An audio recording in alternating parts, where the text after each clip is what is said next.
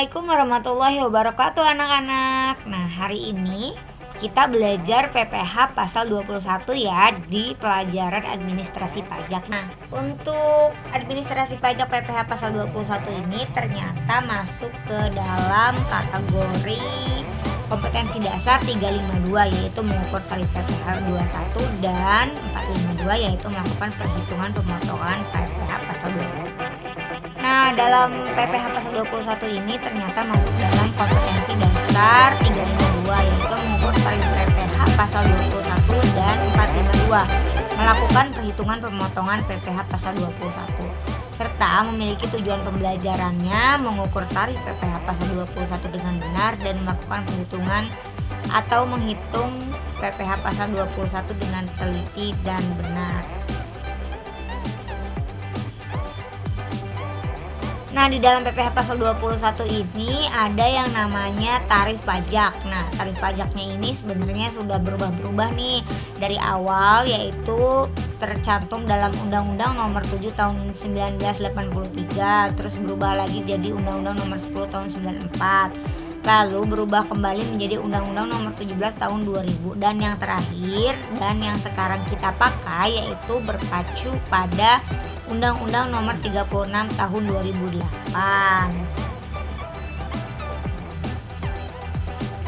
Nah, di dalam Undang-Undang Nomor 36 Tahun 2008 ini ada yang namanya tarif PPh nih. Jadi setelah dihitung nanti ada yang namanya tarif progresif. Nah, progresif ini artinya tarif yang pertama, kedua, ketiga, dan keempat ini berbeda-beda.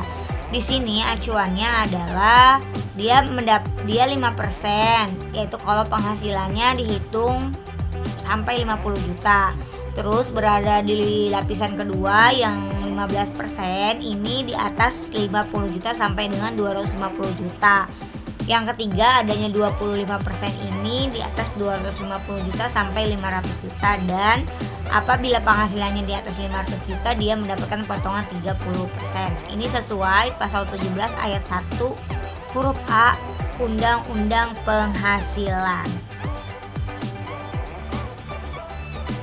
Nah, di dalam PPh ini ada yang disebut dengan penghasilan yang dipotong. Nah, jadi kira-kira penghasilan apa aja yang dipotong dalam PPh pasal 21 ini sudah tertera nih.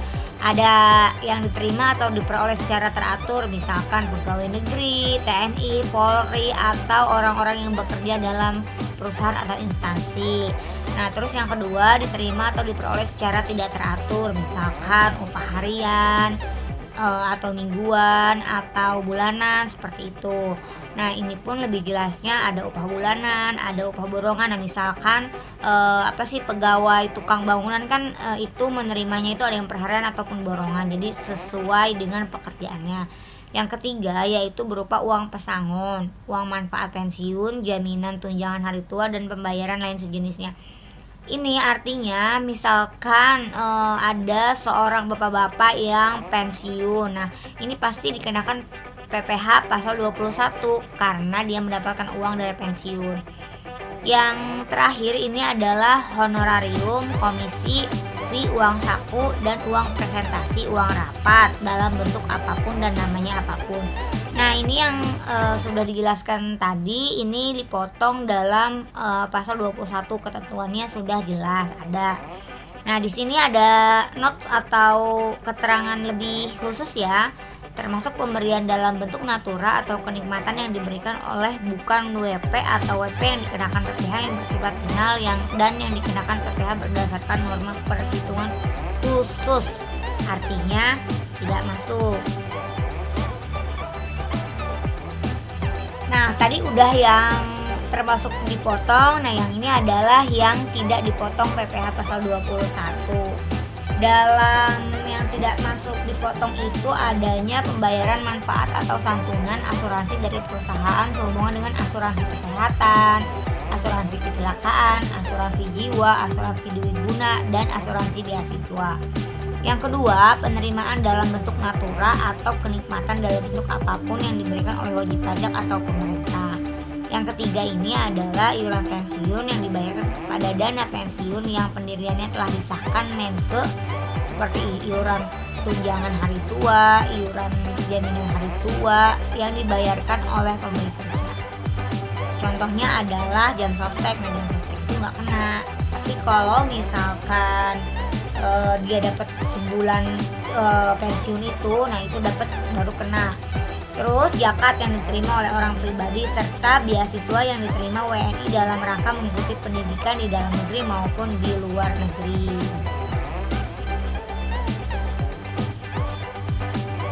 Nah, di dalam PPh pasal 21 ini ada yang namanya PTKP atau penghasilan tidak kena pajak. Ini nanti menjadi pengurang ketika sudah dihitung dari gaji per tahunnya.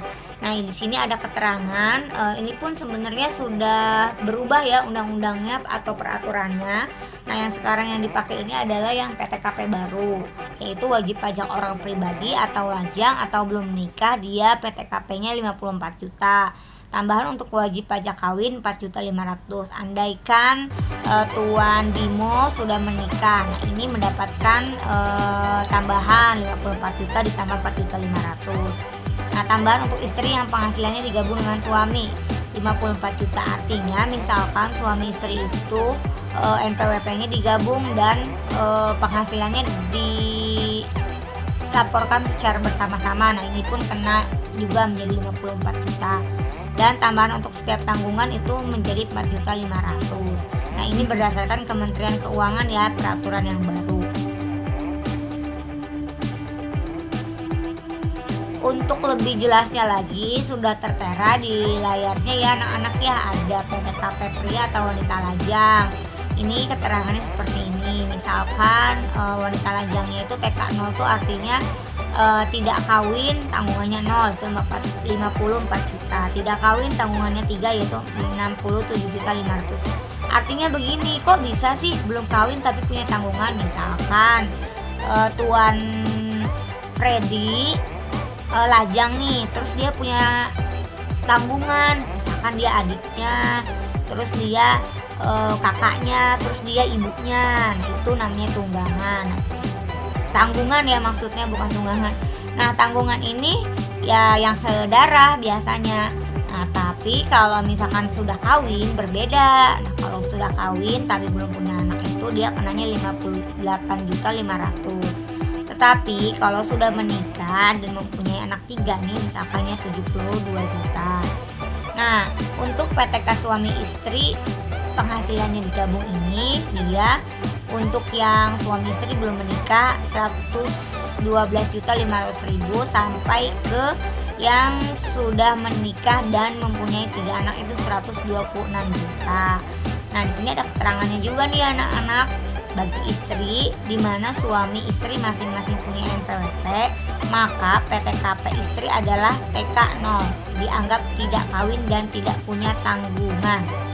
Yang tertera di layar anak-anak ya, bisa dilihat ini ada pegawai tetap. Nah, pegawai tetap ini mempunyai unsur-unsur dalam penghitungan PPh ini ada yang namanya gaji atau tunjangan. Nah, terus dikurangi. Nah, dikuranginya itu apa? Dikuranginya itu adalah biaya jabatan. Biaya jabatan itu 5% dari penghasilan bruto maksimal. Jadi misalkan penghasilan 10 juta berarti 5% kali 10 juta. Tapi ini pun ada aturannya, yaitu 500.000 per bulan, atau kalau setahun itu menjadi 6 juta. Terus ditambah dengan iuran pensiun. Nah, itu berarti total pengurangnya nanti menghasilkan neto setahun dan dikurangi PTKP serta penghasilan kena pajak. Nanti terakhir dikenakan tarif pasal 17 yang itu progresif misalkan dia 50 juta 5% dan seterusnya. Nah, contoh yang kedua ini adalah penerimaan pensiun. Untuk penerimaan pensiun pun sama, yaitu yang pertama pensiun dia berapa per bulan, terus dikurangin dengan biaya jabatan yang dia miliki nih. Misalkan di pensiun ini mempunyai aturan sama 5% dari penghasilan bruto maksimal, tapi mempunyai maksimalnya itu 1 bulan 200.000 dan kalau dipertahunkan itu 2.400.000. Ini adalah contoh-contoh pegawai tetap ya anak-anak ya, bisa dilihat ya dari seragam-seragamnya nih, ada Bapak TNI, ada para pegawai negeri sipil, ada karyawati ya. Di sini misalkan dia kerja di perusahaan atau di bank. Terus ada para pegawai yang ada di BUMN dan orang-orang yang ada di DPR dan MPR itu masuk ke dalam pegawai tetap atau terpotong dalam PPh pasal 21. Di sini pun ada contohnya. Contohnya Ibu ambil ini Marina. Marina ini salah seorang karyawan dengan status tidak kawin dan tidak memiliki tanggungan. Nah, Marina ini bekerja di sebuah perusahaan dan memiliki golongan jabatan yang cukup tinggi dengan gaji 20 juta per bulan. Nah, kalau diakumulasiin 1 tahun itu 240 juta. Tapi mempunyai potongan yaitu iuran pensiunnya 0,20% dan jaminan kesehatannya dikenakan 0,20%. Seperti apa perhitungannya anak-anak? Mari kita lihat ya. Nah, dari soal Marina ini, bahwa gaji Marina ini per bulannya 20 juta. Terus iuran pensiun dan jaminan kesehatannya ini dikenakan 0,20%, merupakan pengurang dari total gaji yang didapat Marina. Dan di sebelah sini pun ada tabel PTKP wajib pajak lajang. Kenapa disertakan PTKP wajib pajak lajang? Karena Marina ini belum menikah dan tidak mempunyai tanggungan. Berarti kita memakai nanti yang PTKP-nya 54 juta. Nah, untuk memudahkan kalian mengerjakannya ini, Ibu menggunakan tabel Excel karena ada rumus-rumusnya. Jadi memudahkan kalian ya menghitungnya. Jadi nggak usah pakai kalkulator kembali. Nah, ditulis di sini pertama gaji 20 juta. Nah, untuk mengurangnya ini adalah 5% dikali gaji. Nah, kalau kita hitung ini akan menghasilkan lebih besar dari 500.000. Sedangkan pengurang atau biaya jabatan ini adalah tidak lebih dari 500.000 per bulan. Nah, kita lihat nih kalau misalkan gitu.